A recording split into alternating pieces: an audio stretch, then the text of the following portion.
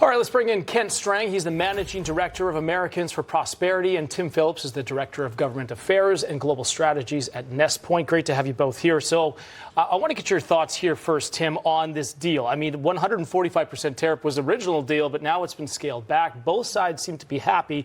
But I want to talk really about that rare earth minerals deal, because if that starts coming into the United States, a lot of people don't realize that it actually funds a lot of things here in the United States. It powers $7 trillion worth of U.S. goods per year. Also, it helps with iPhones, cars, military defense. So is this a good deal here for the U.S.? It's vital that we continue having access to China's rare earth minerals. We're a few years away from being able to do it on our own. I think Trump's folks were masterful in threatening to pull the visas for over 200,000 Chinese students studying in the United States. That's a leverage point that did help.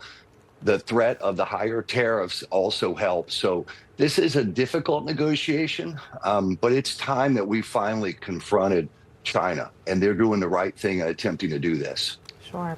Like I said, markets down. And again, experts allege that that's in reaction to those reciprocal tariffs that the president had mentioned late last night before going in to enjoy Les Miserables. But I wanted to talk with you, Kent, about the CPI, because that also came out yesterday. And it takes a closer look at inflation for the month of May, year over year.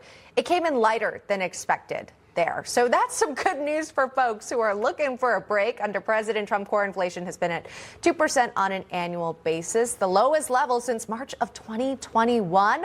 Also, wage growth remains strong while prices continue to fall. Prices for everyday Americans are coming down. Gasoline prices down 2.6% over the past month, down 12% over the past year. So this is some good news for not only the president, but also the American public, Ken. I think this is great news for the American people and the president and the administration. And I think it's a perfect example of this Republican Congress and President Trump righting the wrongs of the Biden administration. Why are we in this mess? We're in this mess because the Biden administration spent $5.5 trillion in wasteful spending on green new energy scams. They rose inflation to a 40-year high. They cost the average American family $11,400 more. And now we're seeing Republicans right those wrongs. Gas prices are down. Inflation is at a stable rate.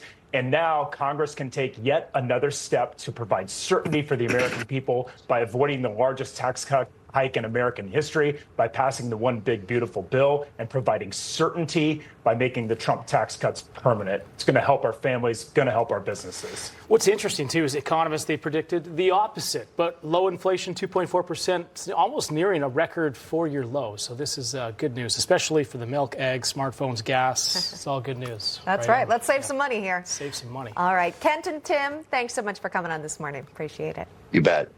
Well, President Trump has deployed the National Guard to Los Angeles to combat the riots that we've seen.